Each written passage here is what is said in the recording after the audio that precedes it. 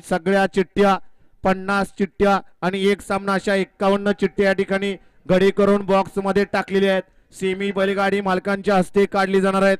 लगेच गाड्या सुटल्या. गट क्रमांक या मैदानातील 51 सुटला आणि 51 मध्ये किती गाड्या बाद झाल्या आणि कोण सरळ पळतोय. लढत चालू आहे चौगालमध्ये. आड्या अलीकडे भिवरीकरांचा राणा आहे. अतिशय सुंदर आणि निर्वाद वर्चस्व.